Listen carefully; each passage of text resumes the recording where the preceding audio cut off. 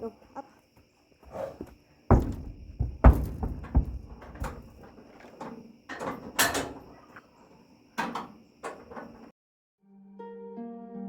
My dad once told me that his father would always say, "Go slow to go fast." And I see how true that often is. Sometimes slowing down and doing things correctly the first time saves us a bunch of time and not having to go back and fix things again.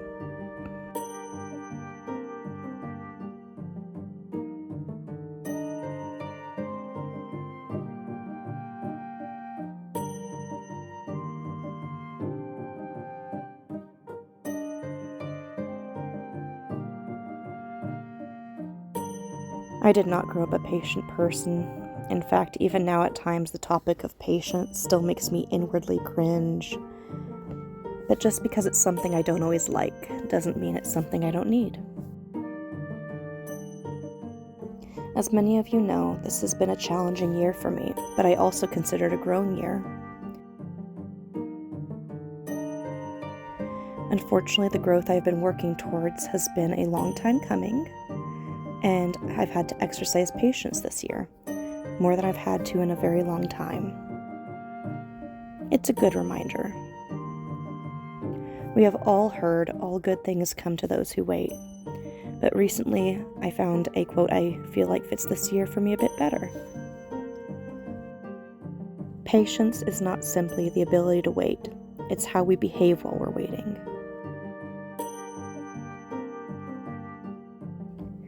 This trail was at Ham Creek Park in Cleburne, Texas, and was a great exercise in patience. That I initially did not handle very well. I was already tired from the week and lack of sleep.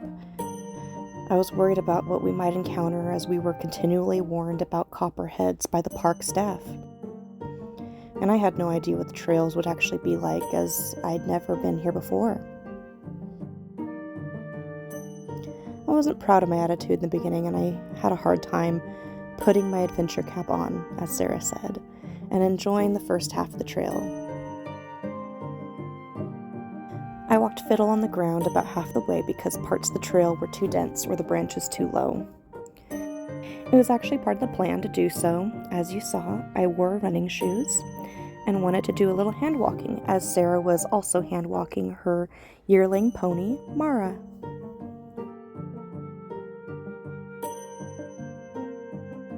But it was tough maneuvering through the dense trails, trying to figure out which to take, and it was slow moving for a bit.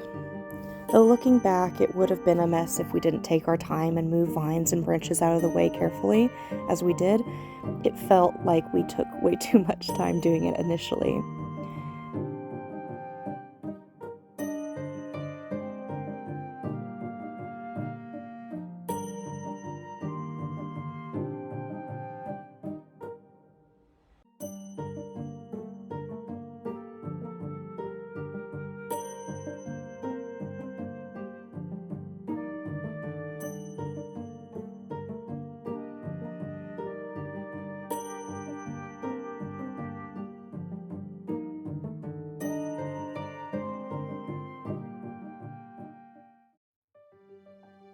Eventually, I got my attitude in check, put my adventure cap on, and could finally appreciate how beautiful it was.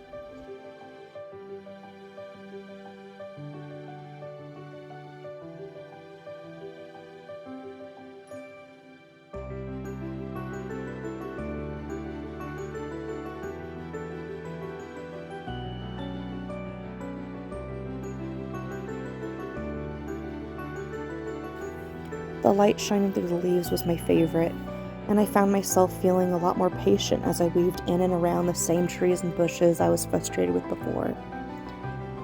I was able to take in the beauty just in time, and I was able to come away with another memory with a good friend and our ponies.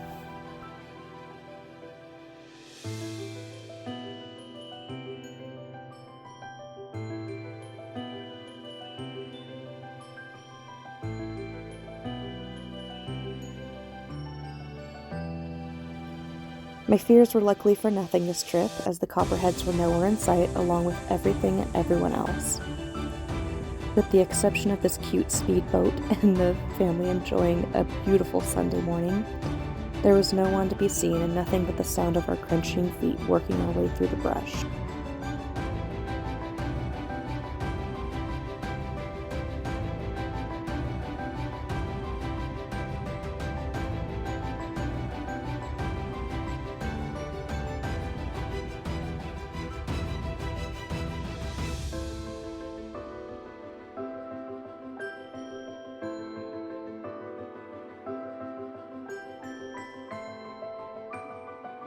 Sarah and I talk about going back and clipping back the trail ourselves. It's somewhat maintained by the hikers who use it, but it's quite low-hanging in spots for horseback riders. It'll be a lot of work, but I think at only $2 per person, it's worth the trouble of doing it ourselves.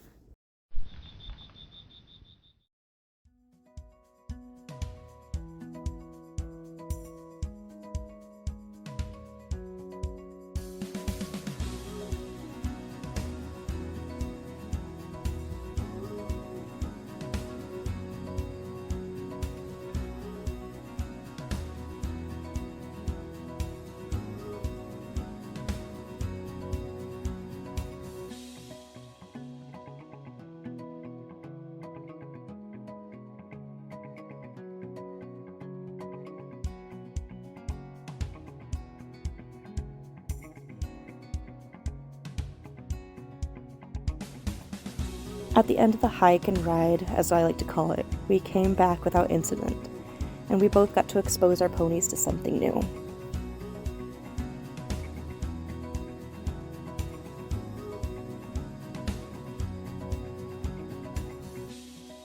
In summary, Mara turned out to be an absolute trail boss, and Fiddle is a lot less skittish than he likes to pretend to be at times, as they took turns leading the way.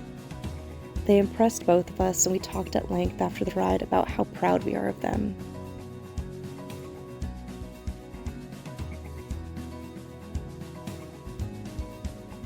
It turns out a little patience in the train we have done has gone a long way, and it's a good reminder about how even when I want things to happen quickly and I feel impatient, it's always better to go slow to go fast.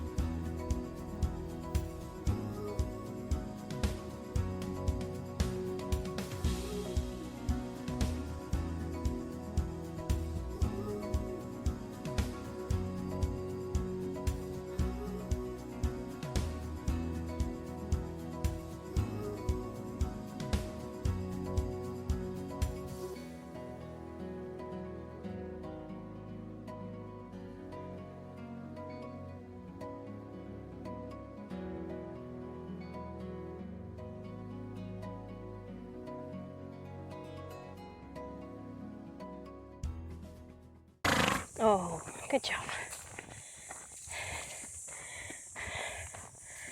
You're a good little baby. If you liked today's video, please like and subscribe. I upload every Thursday, with the occasional short thrown in at random. Thank you all so much for being here with me, and I'll see y'all next week. Say cheese. Good girl.